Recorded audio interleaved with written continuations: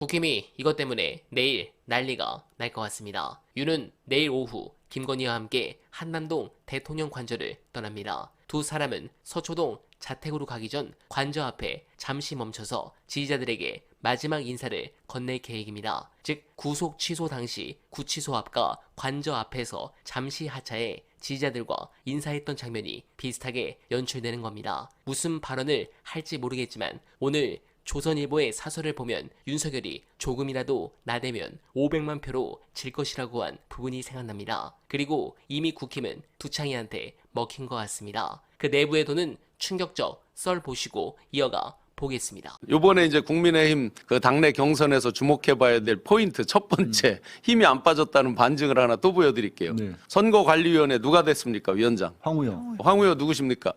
유라시아 무슨 포럼 뭐 이렇게 들어가는 거 들어보셨죠? 그게 뭐를 했어요? 우크라이나 재건 뭐 나오죠? 아. 네, 그렇게 연결이 돼요? 많은 분들이 잊으셨을 겁니다. 거기 이사장인가 그럴 거예요. 지금 뉴스 쳐보면 정확한 직함이 나올 겁니다. 그 다음에 선거관리위원들 한번 명단을 보시죠. 명태균 게이트, 명태균 묻었다라고 나오는 조은희 의원이 위원회 명단에 있습니다.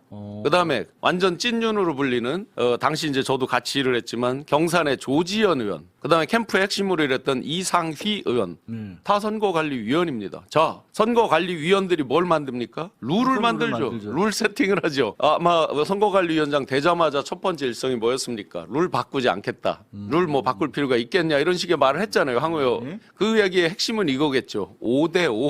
당원 5, 일반 국민 5.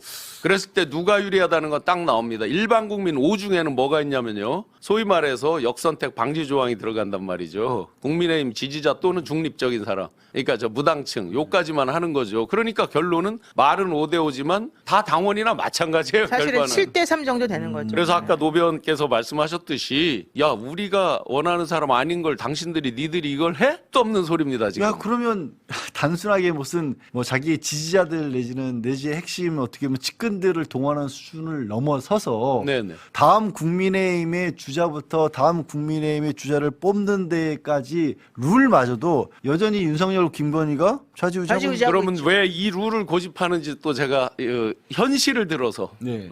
추정이 아니라 현실을 들어서 말씀드려 볼게요. 2021년 9월에 2022년 대선에서요. 8명, 4명 윤석열 이렇게 된 거예요. 세 차례에 걸쳐서. 9월 달에 8명에서 4명으로 좁힐 때 38만 명 당원이 제시가 됐어요. 그다음에 10월 15일 날 4명으로 좁혔을 때 그 10월 15일 날 4명에서 이제 1명으로 마지막 파이널을 하기 위해서 당원을 나눠준 게 57만 명이에요. 한 달 사이에 20만이 늘어나면서 그때 특정 종교가 10만을 집어넣었다라고 소문난 거 많이 보셨죠. 네.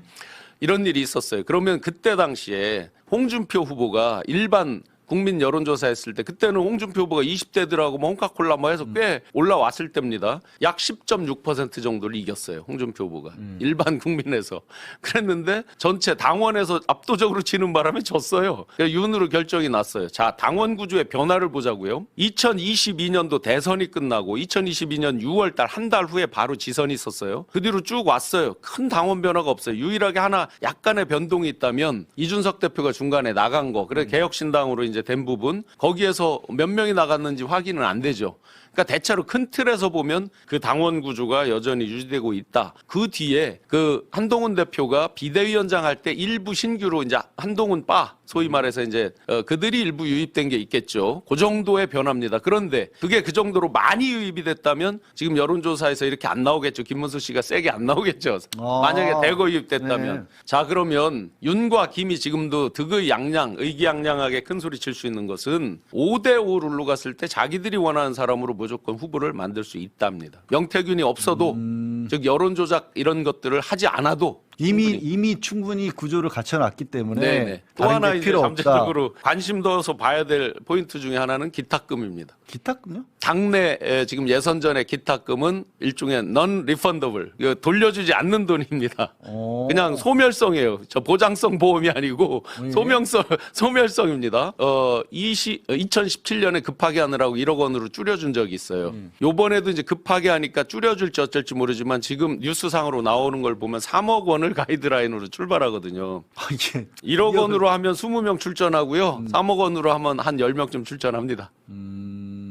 왜냐하면 돌려받지 못하는 돈이라서 1억 원쯤 했을 때 지방자치단체장들 뭐 지금 충남지사 뭐 대전시장 막 뭐 부산시장 막 나오잖아요. 그러면 제가 농담으로 드리면 1억 원에 자기 다음번 지선 홍보도 할 수 있는 거예요. 실제 잡용인지 잡용인지 하여튼 20명이 거론되잖아요. 3억 원으로 올리면 여기서 10명으로 떨어집니다. 세계가 지금 지켜보고 있는데 한민국이라는 선진국은 친일 쿠데타를 어떻게 진압하는지 보자. 근데 법과 헌법적 절차에 맞춰서 깔끔하게 끝낸 거지. 국민들이 이렇게 주법 정신이 투철하니까 네. 헌법재판관들도 끝내 흔들리지 못하는 거고. 대한민국의 민주주의 역사가 그렇지 않아도 87년 이래로 제가 전에도 한번 말씀드렸지만 미국이 자랑하는 아메리카 시스템의 어떤 총화였거든요. 한국이야말로 산업화와 민주화를 동시에 이루는 선진국이다. 그렇지. 말하자면 미국 체제의 전광판이다 그런 표현을 드렸었는데 사실 오늘부로 해서 그런 수준이 아니에요. 미국은 쿠데타를 일으킨 대통령을 다시 뽑는 나라입니다. 한심한 수준의 민주주의 국가거든요. 네. 그래서 사실상 하자가 있는 민주주의 국가죠. 네. 근데 우리나라는 우리 시스템 안에 갇혀져 있는 것만 가지고도 대통령을 10년 동안 두 번 날립니다. 그거 창피한 일이 아니에요. 대통령이 이상한 인간이 들어와가지고 헌법을 무시하고 국민을 억압하려고 하면 그냥 시스템을 작동시켜서 날릴 수 있는 나라를 입지랑한 거야. 유럽 애들도 못하고 미국 애들도 못합니다. 네, 공감합니다. 이렇게 사태가 국힘의 더 어려운 국면으로 흘러가니까 이를 타개하기 위해 떡수가 난리를 치고 있습니다. 한덕수의 헌법재판관 후보자 기습 지명이 나라에 큰 파장을 일으키고 있습니다. 국민이 선출한 대통령에게 주어지는 권한을 시한부 권한대행이 행사한 것부터 월권이고 위헌적 행태인데 게다가 윤석열의 최측근이자 내란 방조 수사를 받고 있는 이완규 법제처장을 지명해 내란 알박기 논란을 자초했습니다. 또한 그는 이미 신뢰를 잃었습니다. 한 권한대행은 지난해 말엔 헌법기관 임명을 포함한 대통령의 중대한 고유 권한 행사는 자제하라는 것이 우리 헌법과 법률에 담긴 일관된 정신이라며 국회가 선출한 헌법재판관 임명을 거부했습니다. 그러더니 넉 달도 지나지 않아 이젠 대통령 목까지 자신이 지명했습니다. 그러면서 국회목 마은혁 헌법재판관을 끼워놓기로